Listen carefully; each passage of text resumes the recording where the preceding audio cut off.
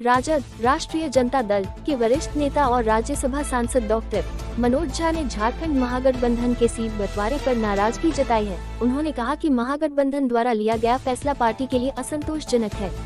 खासकर 15 से 18 सीटों के मुद्दे पर मनोज झा ने ये भी संकेत दिया कि अगर स्थिति नहीं सुधरती तो राजद अलग चुनाव लड़ने का फैसला कर सकती है। उन्होंने कहा, हम कई सीटों पर मजबूत स्थिति में हैं और पिछली बार हमें 7 सीटें मिली थी।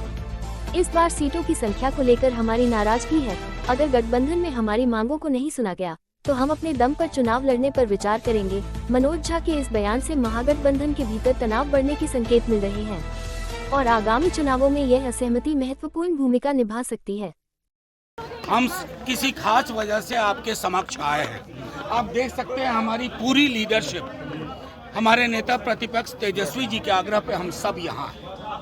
आज सुबह हमारी मीटिंग हुई और उस मीटिंग में ये तय पाया गया कि ताकत जो वोट की है, जनाधार की है, वो राजद के पक्ष में है।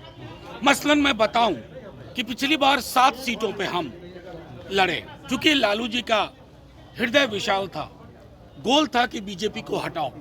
आज भी गोल वही है। हम 5 सीटों पर रनर अप रहे।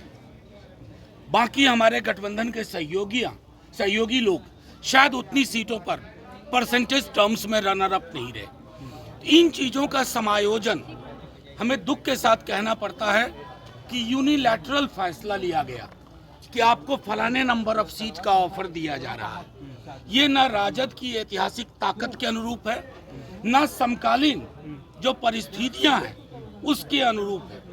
अलग अलग जिलों में हमारी जो प्रेजेंस है वो बहुत ताकत की है। हम अपने गठबंधन के सहयोगियों को इस बात के लिए आग्रह करेंगे कि उसके अनुरूप फैसला लीजिए।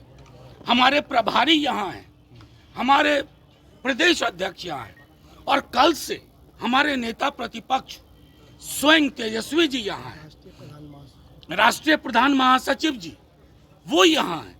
सब लोगों के होने के बावजूद अगर गठबंधन में बुनावट की प्रक्रिया में आपने हमें संलग्न नहीं किया तो इस बात का दुख तो होता है। कोई कंसल्टेशन आपसे नहीं। मैं अपनी बात कह लूं, इस बात का कष्ट होता है और कष्ट इसलिए भी होता है कि हमारी ताकत शायद बहुत ज्यादा है।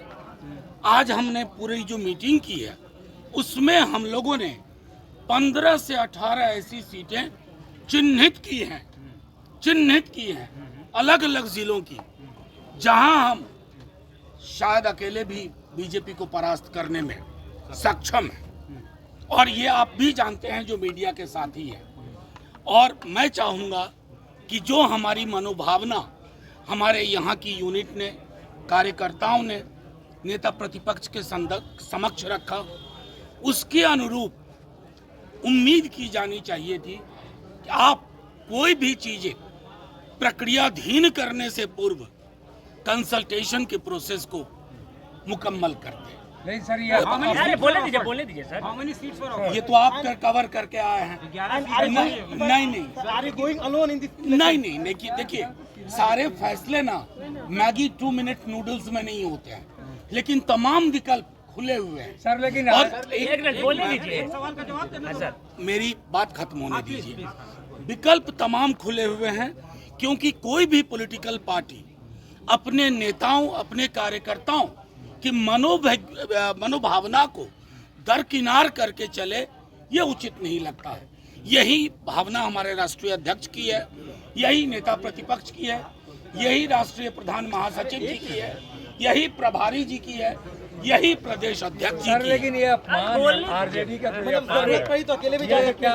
मैं कह रहा हूँ कि आप लोग सवाल पूछते हैं तो सोचते हैं कि मैं 2 मिनट नूडल्स वाला जवाब दूं। तमाम विकल्प खुले हैं, बस हम अपना डिस्प्लेजर जाहिर कर रहे हैं कि जब एक शहर के अंदर हम सब हैं तो गठबंधन जैसी महत्वपूर्ण प्रक्रिया में संलग्नता सबकी आवश्यक है। हम बिहार में कैसे करते हैं, जिनको 2 सीट देते हैं उनको भी मीटिंग में बिठाते हैं, बात करते हैं और मुकम्मल अंजाम तक ले जाते हैं। Thank you sir.